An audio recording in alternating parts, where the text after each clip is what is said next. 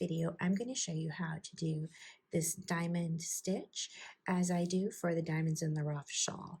So I'm going to show you how to start and continue the pattern going all the way up. And with this, I'll show you also how I make the little individual ends and the border. Now, I will not be showing you how to do the decreases here, but that part is in the pattern if you need more information. So we're going to get started. Let me get set up and I'll be right back. So for this pattern, I'm going to be using the same color yarn as I do in the shawl. This is the color Sea Glass from Sunshine Queen Fiber Arts, and I'm using a 5mm Tunisian crochet hook. I've left the cable off because you won't need it to make this portion. I'm going to go ahead and start off with a slip knot, and then I'm going to make a chain of 23. So I'll make that chain and then I'll meet you back to show you the next steps. So I've gone ahead and chained 23. Now I'm going to turn my chain over so I can see the back bumps, and skipping the first chain from the hook and the second chain, I'm going to go ahead and pick up a loop just like that. And I'm going to continue picking up loops, working my way down to the end.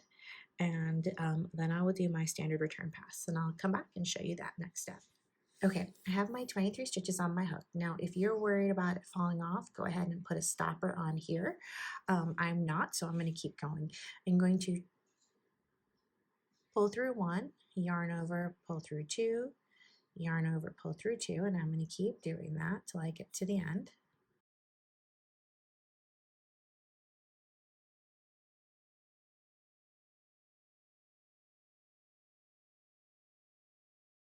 Okay, and back to the last 2. I'm going to just yarn over and pull through. And now we're going to begin our actual pattern. So to start, we're going to start with the purl stitch. To do a purl stitch, we're going to pull the yarn forward so that our hook is, the yarn is in kind of in front of our hook. We're going to keep our finger on here, hold on to it, move the hook from right to left. The yarn is going to go now behind the hook, which is normal. We're going to pull through, and that's how we do a purl stitch. Then I'm going to do a knit stitch, and to do the knit stitch, we're going to go between the front and back vertical bars all the way through, pull up a loop, and then we're going to just simple stitch, so straightforward, right to left, yarn over, pull up a loop. We're going to do that 5 times. That's 2, 3, 4, and 5. And then we're going to do another knit stitch. Now the knit stitches are going to create like column dividers for each of the sections. So now I'm going to go ahead and do 5 more simple stitches. And let's see, where was I on this? There's my knit. 1, 2, 3, 4. Let me get a little bit more yarn. And we'll get to our 5th simple stitch right here. And then we're going to go ahead and do our knit stitch again, just like that. Then we're going to do 5, 1, 2, 3, 4, 5, and we should have 3 stitches left, which we do. We're going to do our knit stitch. Then we're going to bring the yarn in front of the hook, go through the hook, bring the yarn to the back for my purl stitch, and then we're going to do the last Tunisian stitch. We're going to do that in the back 2 bars. So now what I'm going to do is I'm going to repeat this row one more time, and then I'll meet you back and show you the next steps. All right, so we've made it back.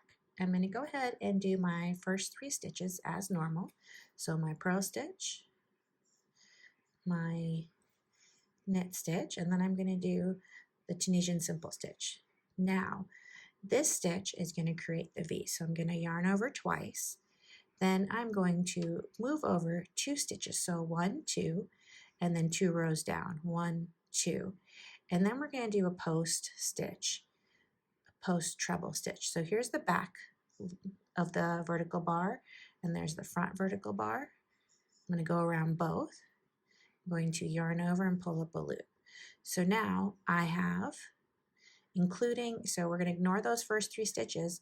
There's 4 loops on my hook. I'm going to yarn over, pull through 2, and then I'm going to yarn over and pull through 3, just like that. Then I have to go back because this stitch, remember we skipped 2, We still have to go back and work them. So I'm going to move that to the side and simple stitch 1, 2, and 3. And then we're going to do the same thing that we did here, except we're going to do it backwards. So I'm going to pull up a loop like a simple stitch, yarn over twice, and then go back to this post stitch. Let me see if I can find it for you. Right there. Yarn over, pull up a loop. Now again, we're going to have 4 loops. Pull through 2, and then pull through 3. Just like that. Then we're going to immediately go into our knit stitch, and then we're going to repeat the process. So I'm going to simple stitch and yarn over twice, move over 1, 2, and then 2 down. Find the post for both. So right here. Yarn over, pull up a loop, pull through 2, pull through 3. Just like that. Whoops. And then again, we're going to move that to the side. Move it down if you need to. Find the 2 stitches we skipped. 1, 2. Then we're going to do the next stitch, 3. And then we're going to repeat what we did here with the 4th stitch, or the 5th stitch. So we're going to Tunisian simple, yarn over twice, go back, find that post stitch. So if you need to keep things a little bit loose, and it does get easier as you go through. Let's see if we can find the post right there. Okay, perfect. Pull through 2, and then we're going to pull through 3. 1, 2, 3, just like that. And that brings us right back to this stitch. So you can see we have 5 stitches in between that knit stitch. 1, 2, 3, 4, 5. Then we're going to go straight into the knit stitch. So I'm going to go ahead and repeat that again, and then I will do a return pass, and then I'm going to do 2 more rows of rows 1 and 2, where we're just going to do the simple stitch and then the knit stitch. So 5 simple stitches and then 1 knit stitch, and then I'll meet you back. Okay, so I finished 2 rows. I'm going to go ahead and do the purl stitch and the knit stitch like always. So I'm going to go ahead and do my purl stitch and then do my knit stitch just like that. And then I'm going to go ahead and this time I'm going to do 3 simple stitches. 1, 2, and 3. Now I'm going to use this stitch twice. So I'm going to yarn over twice.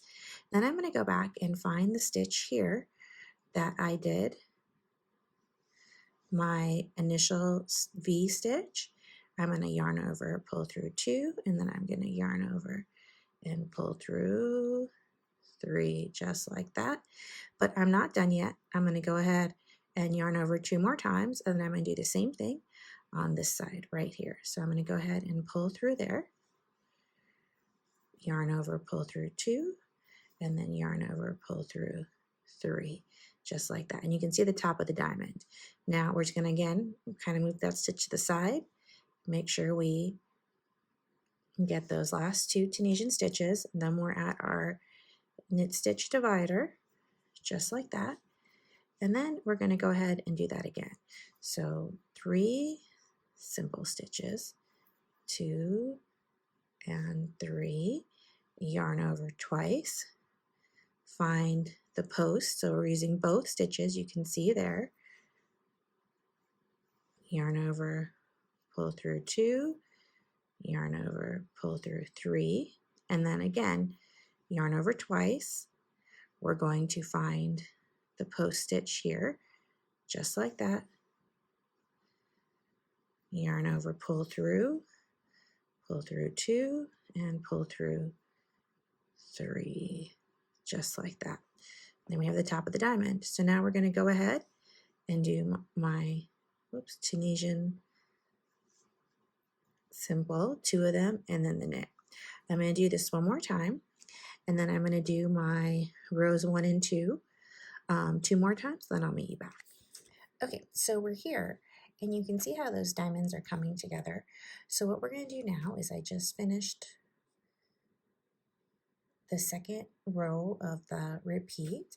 I'm going to do my purl stitch, do my knit stitch, and then we're going to start all over again. I'm just going to do one to show you. So I'm going to yarn over, pull up a loop, yarn over twice. I'm going to find this post stitch that was the top of the diamond, yarn over, pull through 2, yarn over, pull through 3, just like that. And I'm going to find the 2 stitches that are behind, then do the next 2. So now this is my simple stitch 5, and then we're going to yarn over and do the same thing. Go back to that post stitch, pull up a loop, pull through 2, and then pull through 3, just like that, and then directly into my knit stitch. And there you go. So one thing I want to point out is the knit stitch that's in between here, keep it snug, otherwise you'll see that there can be a little bit of gap on each side. So a couple of tips. Now you definitely need to block this in order for you to really be able to appreciate the diamonds and Tunisian in general. Blocking is super important.